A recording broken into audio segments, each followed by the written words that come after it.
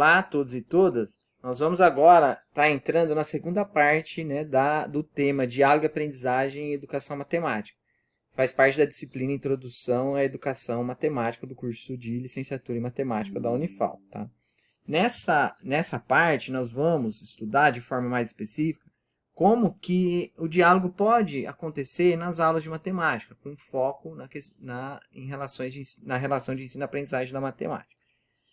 A principal referência, né, no âmbito da educação matemática, que vai estar discutindo especificamente a questão do diálogo e da aprendizagem, é esse livro aqui, que ele tem uma versão em português e também tem uma versão em inglês, né, dos autores L. Auro e Olis Covesmose, que se chama Diálogo e Aprendizagem em Educação Matemática.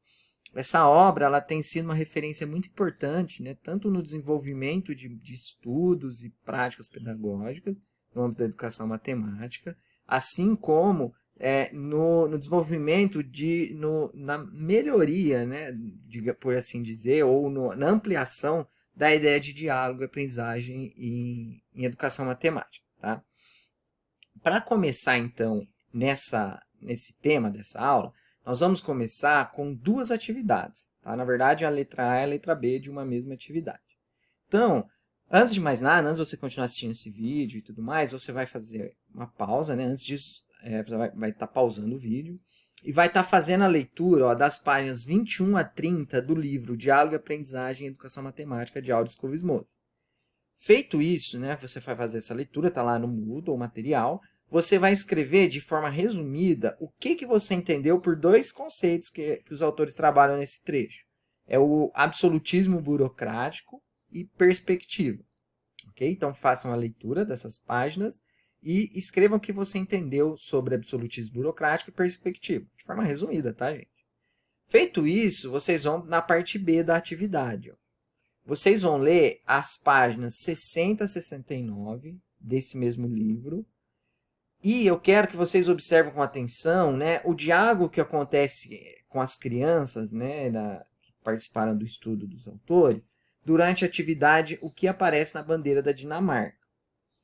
Após fazer essa leitura e observar com atenção esse diálogo que ocorreu nessa atividade que os autores vão relatar, eu quero que vocês escrevam o que vocês entenderam sobre os seguintes atos dialógicos. Estabelecer contato, perceber, reconhecer, posicionar-se, pensar alto e reformular. Ok?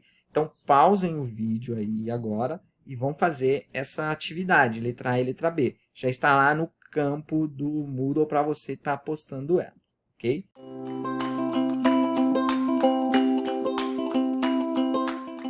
A gente se vê daqui a pouco. Bom, agora que você fez essas duas atividades e já postou elas no Moodle, lembrando que você vai postar as duas numa mesma folha, tá? No mesmo campo que eu deixei lá no Moodle. Agora a gente vai falar um pouquinho mais sobre a ideia de diálogo na perspectiva de Auro e Covesmose, tá? Esses autores, né, Auro e Covesmose, vão dizer assim que o diálogo ele é uma forma específica de comunicação que vai acontecer, ou melhor, é uma forma de comunicação que vai acontecer num ambiente específico de aprendizagem, que é os cenários para investigação. Então, a primeira coisa que vocês têm que prestar atenção é que no desenvolvimento de cenários para investigação em sala de aula não acontece se não ocorrer se ele não for desenvolvido de uma forma dialógica. Esse acho que é o ponto-chave e eu tenho chamado a atenção ao longo da disciplina da importância do professor e da professora ter essa postura dialógica quando se propõe cenários para investigação. Caso contrário, é muito difícil que os elementos, né, de uma investigação matemática aconteçam se não ocorrer essa postura dialógica. Os autores também vão dizer assim, né, que o diálogo, né, ele presume também, além de ser uma forma de comunicação que ocorre em um ambiente específico de aprendizagem, o diálogo também é uma maneira onde os estudantes eles têm mais liberdade para estar escolhendo o caminho que eles vão percorrer e como eles vão estar agindo conforme suas decisões, né? O que eles querem chamar a atenção é que para o desenvolvimento do diálogo, né, os rumos que um diálogo pode levar professores e estudantes, eles são imprevisíveis. Então, além de ser uma forma de comunicação que acontece no ambiente específico de aprendizagem, que é o cenário para investigação, eles vão dizer assim que o diálogo, para acontecer o diálogo na sala de aula, é preciso assumir riscos, porque a gente não sabe os rumos que o diálogo vai nos levar. E, além disso, né, assim como Paulo Freire também fala, né, é preciso estabelecer, segundo esses autores, é preciso estabelecimento do que ele chama de uma relação de equidade entre professores e estudantes. O que é a relação de equidade? É o que Paulo Freire chama de posição horizontal, né? Ou seja, o status, a maneira como o diálogo acontece entre professores e estudantes não pode ser influenciado por uma relação de assimetria entre os conhecimentos de estudantes e professores. Porque, evidentemente, que essa é uma relação assimétrica. Professores, em relação ao conteúdo que está sendo trabalhado, evidentemente tem mais conhecimento do assunto, tem mais preparo, fez tudo um estudo, etc. É uma relação assimétrica. Mas, quando a gente assume uma posição dialógica, como nós já vimos lá em Paulo Freire, é importante, né, estabelecer essa relação de equidade. Tá? Então, esses três elementos, né, e no caso, né, para estar promovendo a equidade no diálogo, os autores, né, a Auris Moos vai dizer assim que nós, professores, precisamos de três elementos. Né? O primeiro é ser coerente, ou seja, a gente tem que ser transparente e verdadeiro em relação ao que se pensa e ao que se faz, ou seja, tem que ser bem transparente, bem verdadeiro na relação que a gente tem com estudantes no momento que a gente está propondo alguma atividade. O segundo ponto né, para promover uma equidade, né, promover equidade no diálogo, o estabelecimento de uma empatia. O que significa? Né? Que o professor ele se coloca no lugar do outro, ou seja, ele se coloca no lugar do estudante. E ele tem consciência da perspectiva do outro. Veja, a empatia, imagine, você está trabalhando uma atividade para estudantes do 6º ano, 7º ano. Você tem que se colocar no lugar do que é a criança, né, no 6º, 7º ano. Então, qual é a perspectiva que ela tem, né? Então, esse movimento de empatia é fundamental, tá? Para acontecer a equidade no diálogo. E, além disso, eles vão dizer assim, da importância do elemento de consideração. O que seria essa consideração? É você aceitar e respeitar o outro com quem você se dialoga sem intenção de mudá-lo. Né? Então, esses três elementos aqui, eles vão contribuir para a promoção de uma equidade no diálogo, tá? E para esses autores, né, então o diálogo ele ocorre num ambiente específico de aprendizagem, que é o cenário para investigação. O diálogo envolve assumir riscos e o diálogo envolve promover equidade. Tá? Para eles, para os autores, esses elementos, né, do diálogo vão estar acontecendo no que eles chamam de modelo de cooperação investigativa, ou modelo CI. Tá? Nesse modelo de cooperação investigativa, é um modelo onde, inicialmente, né, pensando no ponto de vista do professor, a todo momento, né, os professores têm que estar com a sua escuta ativa bem desenvolvida, ou seja, né, durante as atividades que ocorrem, né, no modelo de cooperação investigativa, os professores e professoras, a todo momento, eles têm que fazer perguntas, dar apoio não verbal, ao mesmo tempo que tenta descobrir o que se passa com o outro. Então, esse movimento de escuta ativa é de você tentar chegar na posição do outro. Né? Como que você sabe o que o outro está pensando? Por meio de perguntas, dando apoio verbal, às vezes não verbal, no que ele está fazendo. Né? Esse movimento de escuta ativa vai fazer com que professores e estudantes estabelecem, né, um contato inicial. Então, no modelo de investigação investigativa, que é um modelo baseado, né, no diálogo, modelo de aprendizagem ensino-aprendizagem baseado no diálogo, o estabelecimento de contato é fundamental. E isso se dá por meio da escuta ativa. Ou seja, é aquele movimento que o professor faz perguntas, que ele dá apoio não verbal, né? Ou seja, ele tenta descobrir o que está passando com o outro. E no modelo de cooperação investigativa, e vocês leram agora há pouco nas páginas 60 a 69, os autores vão dizer que, via de regra, vão acontecer o que eles chamam de atos dialógicos, que são elementos que nos ajudam a entender momentos em que o diálogo está acontecendo. Porque, veja, os autores eles vão criticar aquele diálogo do tipo sanduíche. Não é esse tipo de diálogo que nós estamos falando, que vocês leram lá no texto. Nós estamos falando de um diálogo onde alguns elementos eles surgem, tá? Dentro de um modelo de cooperação investigativa. Então, o primeiro é o estabelecer contato, mas também tem outros, que é o perceber, reconhecer, posicionar-se, pensar alto, reformular, desafiar e avaliar. Esses atos dialógicos, que podem acontecer todos, ou pode acontecer um ou outro, né? Eles não precisam acontecer todos de uma vez, é o que nós, né, conseguimos identificar que a nossa atividade ela tem promovido o diálogo com os estudantes. Tá? De forma bem resumida, né, e vocês vão fizeram a leitura no texto, no momento, né, no modelo de investigação, de cooperação investigativa, estabelecer contato é aquele momento que você sintoniza um no outro para começar a cooperação. Pensando no caso de professores e estudantes, é o momento que você está com a sua escutativa, tentando entender o que o aluno está fazendo. Mas eles também podem fazer estudantes e estudantes, então estabelece contato no momento de estar fazendo a investigação. Então esse é um dos atos dialógicos que costuma aparecer. Vocês viram lá na atividade como o que aparece na bandeira da Dinamarca, né? No texto que vocês leram. Um outro ato dialógico que, via de regra, acontece é o que os autores chamam de perceber, que é o momento, né, onde você busca compreender a perspectiva do outro, examinando, por exemplo, como que ele entende certo problema matemático. Então, a maneira que você tenta entender como o outro ele entende algum problema, né, por meio do diálogo, é um ato que acontece. Né? Você está percebendo a perspectiva do outro. Um terceiro ato dialógico é o reconhecer. Tá? O que é o reconhecer? É quando o estudante ele consegue se expressar na sua própria perspectiva e ela é reconhecida em termos matemáticos, não apenas pelo professor, mas também pelo próprio estudante. Então, o ato dialógico reconhecer é aquele momento que o estudante ele consegue se expressar em sua própria perspectiva, né, em termos matemáticos. Então, o professor e outros estudantes e professores conseguem entender, né, conseguem visualizar o que aquele indivíduo está pensando do ponto de vista matemático. Tá? Um outro ato dialógico, segundo os autores, é o ato dialógico de posicionar-se. O que significa isso? Né? Posicionar-se é aquele momento de levantar ideias, pontos de vista, não como verdade absoluta, mas como algo que pode ser examinado.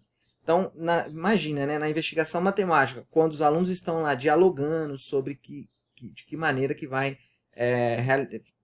avançar na atividade.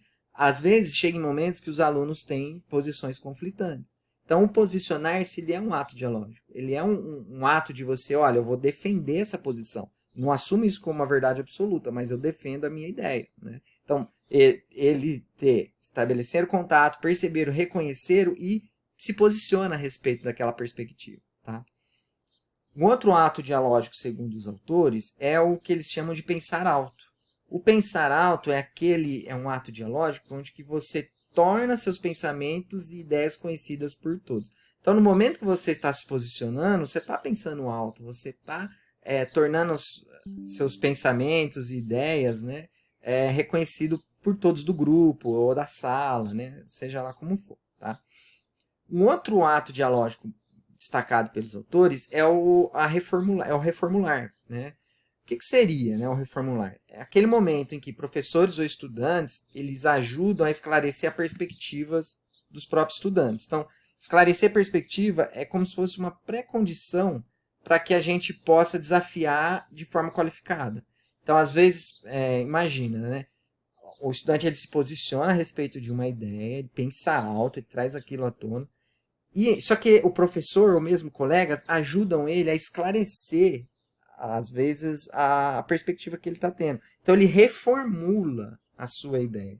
Então, o momento de reformular a ideia, né, matemática ali que você está investigando, a partir do diálogo, é um ato dialógico. E ele é muito importante. Então, aqui, como a gente estudou lá atrás sobre o papel do professor na sala de aula, numa investigação matemática, percebam como que o diálogo ele é fundamental. O que os autores lá, Ponte, Brocardo e Oliveira, chamavam de mediação, essa mediação acontece por meio do diálogo. É o diálogo que faz a mediação acontecer. Então, o ato dialógico, por exemplo, de reformular, ele é fundamental, porque às vezes os estudantes ele tem uma ideia, ele defende a sua ideia, ele pensa alto, mas aquela ideia precisa ser reformulada.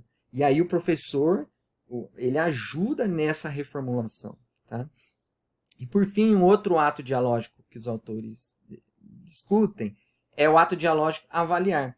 É onde as perspectivas, né, de estudantes e de professores, eles fazem parte de um processo investigativo. Então, o ato dialógico de avaliar é aquele momento que nós chegamos, né, num propósito comum. Não que seja uma perspectiva correta, mas é naquela perspectiva que todos concordam. Após posicionar, pensar alto, reformular e tudo mais, a gente chega junto com os estudantes numa perspectiva. Pode não ser a perspectiva correta, mas é uma perspectiva. Então percebam que esses atos dialógicos, isso aqui, gente, vocês viram lá na atividade da bandeira da Dinamarca, isso vai acontecendo, né? Em alguns momentos acontecem um, outro, em alguns momentos acontecem todos, mas isso vai acontecendo. Como que eu sei que eu estou promovendo o diálogo em sala de aula? Eu acho que esse que é a grande sacada, né? Como que eu estabeleço o diálogo? O Senado para Investigação, ele é um ambiente propício para que isso aconteça, né? Mas a gente tem que ir pensando na nossa atividade de que maneira que eu vou, né, enquanto professor, contribuir para que esses atos dialógicos possam aparecer. Não é que eu vou forçar a barra para eles aparecerem, mas a minha atividade tem que ter espaço para isso acontecer. A maneira como eu conduzo a atividade tem que dar espaço para esses atos dialógicos acontecerem. Bom, pessoal, isso foi um resumo, né, das ideias de Auris Covesmose, que vocês viram também um pouquinho lá na leitura. Como eu comentei, o trabalho deles, essa obra, tem influenciado diversos outros educadores matemáticos e está aprimorando a ideia de diálogo, como o diálogo acontece em sala de aula e tudo mais. Duas, né, dessas educadoras matemáticas que são influenciadas pelo trabalho de Auris Covesmose é a professora Raquel Milani, que está aqui nessa foto, e a professora Ana Carolina Faustino. Elas têm trabalhado com a ideia a partir de Auris Covesmose, com a ideia de diálogo em educação matemática, e elas têm buscado ampliar essa concepção. Tá? Bom, a Ana Carolina Faustino ela vai especificamente olhar na maneira como o diálogo acontece nas aulas de matemática dos anos iniciais do ensino fundamental. Ela vai mostrar como que é possível, como que crianças, né, do primeiro ao quinto ano, como que elas entram em momentos dialógicos durante uma atividade investigativa no âmbito da matemática. Né? Para ela, né, a forma como se dá a interação do professor ou da professora com as crianças é essencial para que elas se comuniquem focando em aprender algo novo. Tá? Bom, o que vocês vão fazer agora? Tá? A gente vai entrar agora na atividade 4. Eu separei um texto da Ana Carolina Faustino. Vocês vão ler as páginas 903 até a 908. Tá? Vocês vão fazer a leitura de um diálogo que ocorreu durante a atividade estimando medidas entre crianças que participaram do estudo da Ana Carolina. Eu quero que vocês façam essas leituras e eu gostaria que vocês indicassem em que momento e quais foram os atos dialógicos que se manifestaram durante o diálogo. Então vejam como acontece o diálogo nessas páginas. E eu quero que vocês olhem como as crianças estão dialogando, em quais momentos e que atos dialógicos foram esses que se manifestam. Tá bom? Então pausem o vídeo e vão fazer essa atividade 4, letra A.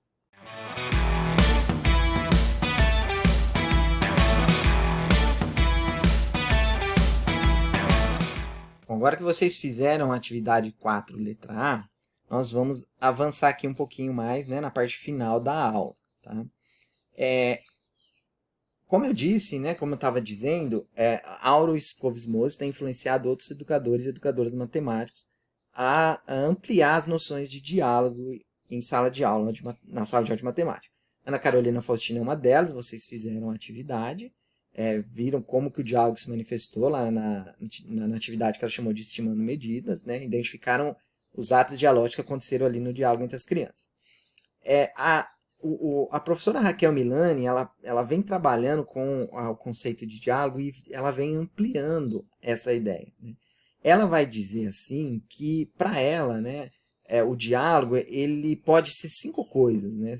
Ela vai dizer, né, nesse texto de 2020, que o diálogo ele pode ser como como um movimento, que para a existência do diálogo tem que ter um movimentar-se em direção ao outro. Ela também vai falar que o diálogo ele existe em termos de participação, ou seja, o diálogo ele ocorre por meio de engajamento e compartilhamento de falas. Ela também vê o diálogo como discussão, ou seja, o diálogo ele vai surgir nos momentos de perguntar, de responder, de prolongar as ideias. Então, o que é o prolongar as ideias? É quando você vai alimentando as ideias dos estudantes. Então, para ela, o diálogo ela também é uma discussão, né? O diálogo é visto como discussão. O diálogo também, para ela, é visto como incerteza. Ou seja, será que o diálogo vai acontecer? Quando eu proponho um cenário para investigação, será que eu vou conseguir desenvolver o diálogo com os meus estudantes? Então, para ela, o diálogo é um movimento, o diálogo é uma participação, o diálogo é discussão, mas o diálogo também é incerteza. Tá? E, por fim, ela também vai dizer que o diálogo ele é uma investigação, que ela chama de diálogo como investigação. Para ela, né, é um tipo de comunicação que ocorre em cenários para investigação, ou seja, é aquela mesma ideia que o Liscovitz Mose e a Helly Auro vão estar defendendo no livro. Então, veja que a professora Raquel Milano ela já amplia a ideia do diálogo, né? Trazendo para a discussão o diálogo como 5 elementos, né? Diálogo como movimento, como participação, como discussão, como incerteza e como investigação. Tá? Bom, para finalizar, né, o que a gente vai fazer? Essa é a atividade 4B, a última da semana. Será que o diálogo vai acontecer? Eu quero que vocês façam a leitura das páginas 1047 a 1049 do artigo da Raquel Milani, que está no Moodle. É um trecho, né, que ela vai estar destacando de uma estudante de licenciatura em matemática, que se chama Liriel, que ela está ministrando uma aula, né, trabalhando no cenário para investigação, e ela tem muito medo, né, medo no sentido, será que o diálogo vai acontecer? Por que o diálogo não aconteceu, né? Então, eu quero que vocês façam a leitura das páginas indicadas, né, e escrevam, né, com base nos conteúdos discutidos até agora, quais foram, em sua opinião, as principais dificuldades que Liriel encontrou em relação ao estabelecimento do diálogo na aula que ela planejou. Então, leiam essas 3 páginas com atenção, identifique ali, na sua opinião, né, com base no que a gente viu até agora, quais foram, né, qual, né, a principal dificuldade que a Liriel teve para estar estabelecendo o diálogo na aula que ela planejou, tá? E aí você, né, identifica qual a dificuldade e escreve o que você acha que poderia ser feito para que essas dificuldades pudessem ter sido superadas, ok? Com isso a gente finaliza essa semana, né, e finalizamos os conteúdos da disciplina. Eu vou estar encaminhando para vocês mensagem a respeito da atividade final da disciplina e qualquer dúvida nós continuamos falando pelos nossos canais de comunicação, tá? Então, bom trabalho aí a vocês. Qualquer dúvida, vocês me escrevam.